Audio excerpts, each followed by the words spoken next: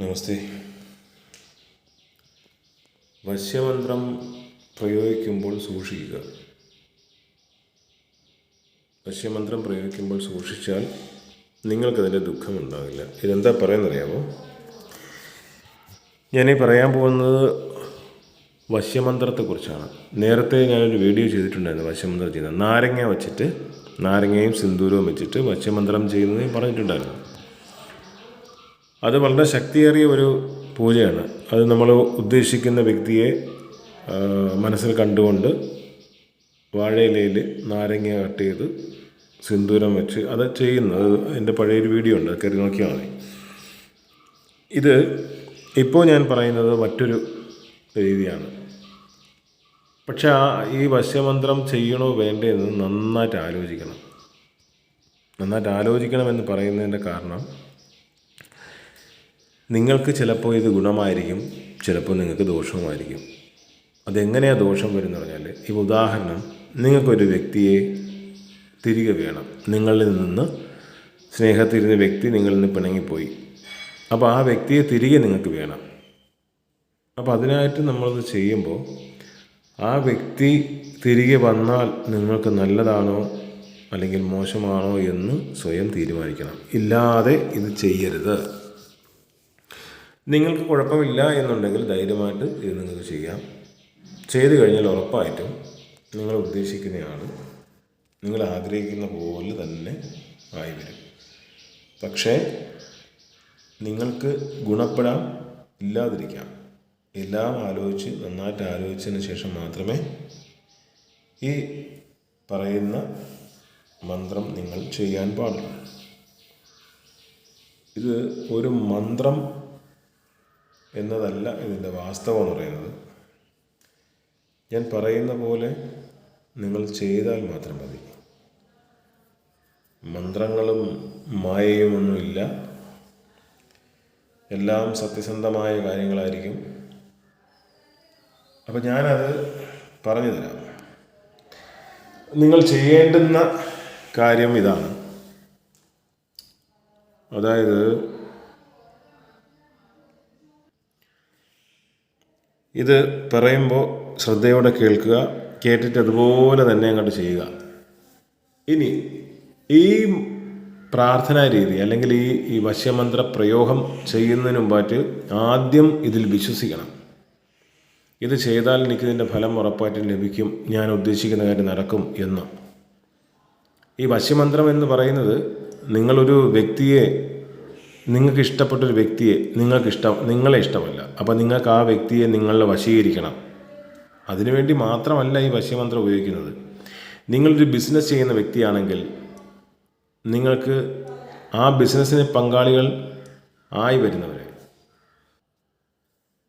ബിസിനസ്സിന് നമുക്കിപ്പം ആൾക്കാരെ, അതായത് നമ്മുടെ ബിസിനസ് ക്ലയൻറ്റിനെ നമ്മളിലേക്ക് വശീകരിക്കുന്നതിന്, അല്ലെങ്കിൽ വ്യാപാര സ്ഥാപനങ്ങൾ നടത്തുന്നവർക്ക് വീണ്ടും വീണ്ടും കസ്റ്റമർ വരുന്നതിന്, വസ്ത്ര വ്യാപാര, അത് പിന്നെ ഹോട്ടൽ നടത്തുന്നത്, ഭക്ഷണശാലകൾ നടത്തുന്നത് വീണ്ടും വീണ്ടും വരണം. ഇതെല്ലാം വശ്യതയിലാണ് വരുന്നത്.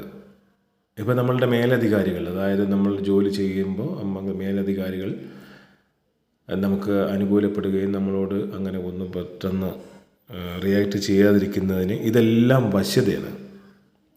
തൊഴിൽപരമായിട്ട് തൊഴിൽ കിട്ടുന്നത് സർവ്വതും. അല്ലാതെ വശ്യത എന്ന് പറയുന്നത് ഒരാണും പെണ്ണും തമ്മിൽ പ്രേമിക്കുന്നതോ അല്ലെങ്കിൽ കീഴ്പ്പെടുന്നതോ അതൊന്നും അല്ല വശ്യത. ഇതെല്ലാവർക്കും വേണ്ടിയിട്ടുള്ളതാണ്. അപ്പം നിങ്ങൾ എന്ത് വശ്യതയാണ് നിങ്ങൾ മനസ്സിൽ ഉദ്ദേശിക്കുന്നതെന്ന് ആദ്യം ഒരു തീരുമാനം എടുക്കണം. ഒരു പ്രാവശ്യം ചെയ്യുമ്പോൾ ഒറ്റ കാര്യം മാത്രമേ അതിനകത്ത് പറയാൻ പാടുള്ളൂ. അല്ലാതെ 2-3 കാര്യങ്ങൾ ചേർത്ത് നിങ്ങളിത് ചെയ്യരുത്. ഒരു കാര്യം മാത്രം നിങ്ങൾ ചെയ്യുക. ഉദാഹരണം, നിങ്ങളിപ്പോൾ ഒരു സ്ഥാപനം നടത്തുന്നു, അപ്പോൾ ഒരു ഹോട്ടൽ നടത്തുന്നു.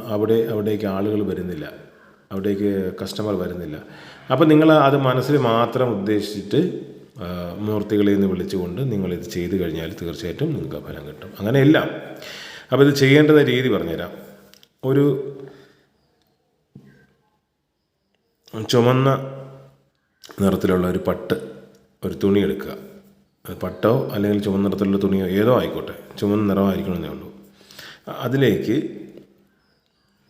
3 നുള്ള് കടുക്, 3 നുള്ള് പറയുമ്പോൾ നിങ്ങളുടെ കൈക്കകത്ത് എടുക്കുന്ന അത്ര മതി.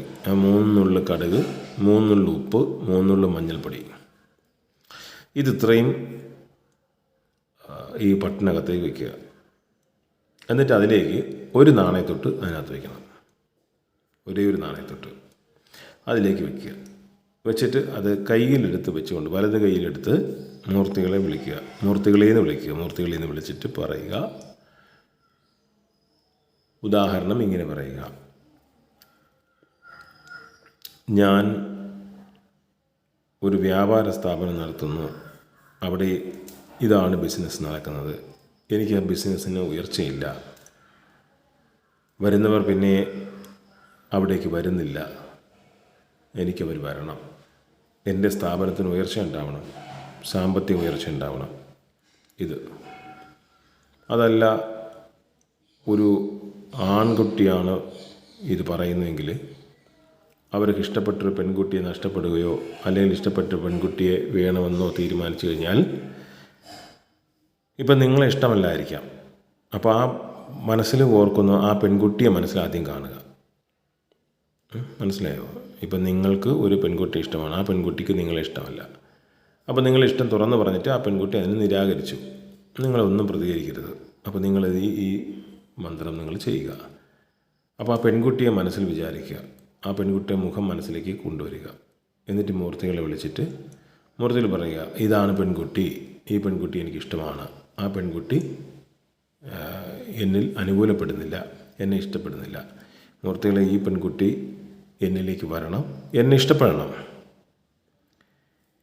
ഇങ്ങനെ പറഞ്ഞതിന് ശേഷം ഇതിനെ ഒരു ചരട് കൊണ്ട് കെട്ടുക. കെട്ടുന്ന രീതി എന്ന് പറഞ്ഞാൽ നമ്മൾ ഒരു കിഴി കെട്ടുന്ന പോലെയാണ് കെട്ടേണ്ടത്. അപ്പോൾ ഇങ്ങനെ കൂട്ടി യോജിപ്പിച്ചിട്ട് ഒരു കെട്ട് നന്നായിട്ട് കെട്ടുക, കെട്ടി വയ്ക്കുക. ഇങ്ങനെ 6 ദിവസം ചേർത്തുകൊണ്ട് ചെയ്യണം. ചെറിയൊരു കഷ്ണം തുണി എടുത്താൽ മതി, ചുമന്ന തുണി എടുത്താൽ മതി. 6 ദിവസം ചേർത്തുകൊണ്ട് ചെയ്യണം. മുടങ്ങിപ്പോകാൻ പാടില്ല.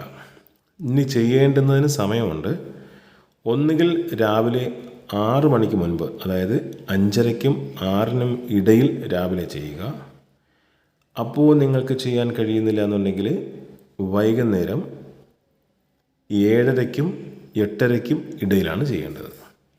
ആ സമയത്തും ചെയ്യാൻ കഴിയാത്തവർക്ക് രാത്രി 11-നും 12-നും ഇടയിലാണ് ചെയ്യേണ്ടത്. അപ്പോൾ ഈ 3 സമയങ്ങളിലാണ് നിങ്ങൾക്ക് ചെയ്യാനുള്ളത്. ഓർക്കുക, ഒരു കാര്യം മാത്രമേ ആവശ്യപ്പെടാവൂ. എന്താണോ ആദ്യത്തെ ദിവസം ആവശ്യപ്പെടുന്നത് അത് തന്നെ ആയിരിക്കണം ബാക്കി 5 ദിവസവും പറയേണ്ടത്. ഇനി അടുത്തൊരു കാര്യം, ഒരു പെൺകുട്ടിയായിരുന്നാലും നിങ്ങൾ ആൺകുട്ടിയായിരുന്നാലും വശീകരിക്കുന്നതിന് മുമ്പ് സ്വയം ആലോചിക്കുക. അതെന്തുകൊണ്ടെന്നാൽ, ഉദാഹരണം, ഒരു പെൺകുട്ടിക്ക് ഒരാളെ ഇഷ്ടമാണ്, ഈ പെൺകുട്ടി ഇന്ന് പോയി. അപ്പോൾ തിരിച്ച് വരണമെന്നുണ്ടെങ്കിൽ ഈ വശ്യമന്ത്രം ചെയ്താൽ തിരിച്ചു വരും. അതിനും പാലിക്കണം, ആ പുരുഷൻ തിരിച്ചു വന്നാൽ നിനക്ക് നല്ലതാണോ ചീത്തയാണോ എന്ന് ചിന്തിക്കുക. രണ്ടാമത്തെ കാര്യം, ആണായിരുന്നാലും അങ്ങനെ ചിന്തിക്കണം.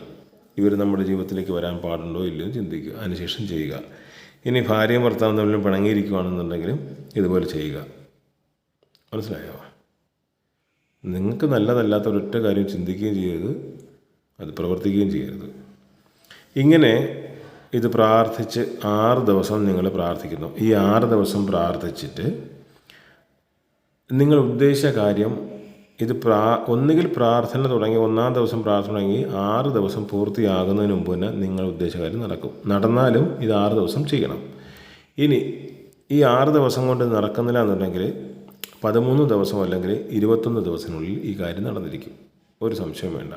എപ്പോഴാണോ ഈ കാര്യം, നിങ്ങൾ ഉദ്ദേശിച്ച കാര്യം നടക്കുന്നത്, അതിൻ്റെ പിറ്റേ ദിവസം തന്നെ ഈ കിഴിയെല്ലാം അഴിക്കണം. അഴിച്ചിട്ട് അതിലിരിക്കുന്ന ഓരോ നാണയത്തൊട്ടും പെറുക്കിയെടുക്കുക. 6 നാണയത്തൊട്ടുകൾ പെറുക്കിയെടുക്കുക. അത് വീടിനടുത്ത് കാണുന്ന ഭദ്രകാളി ക്ഷേത്രത്തിൽ കൊണ്ടുവന്ന് വഞ്ചിയിൽ സമർപ്പിക്കുക. ഒറ്റ വഞ്ചിയിൽ സമർപ്പിച്ചാൽ മതി. ഭദ്രകാളിയുടെ നേരെ ഇരിക്കുന്ന വഞ്ചിയിൽ മാത്രം സമർപ്പിച്ചാൽ മതി. ബാക്കി ഈ പട്ടിനകത്തിരിക്കുന്ന മഞ്ഞൾപ്പൊടിയും ഉപ്പും കടുകും അതെല്ലാം കൂടെ ഒരുമിച്ച് കൊണ്ടുവന്ന് നിങ്ങൾ ഒഴുകുന്ന വെള്ളത്തിലാണ് ഇടേണ്ടത്. നല്ല ഒഴുകുന്ന പുഴയിലോ കടലിലോ അല്ലെങ്കിൽ തോടുണ്ടെങ്കിൽ തോട് എവിടെയായിരുന്നാലും അതിടുക.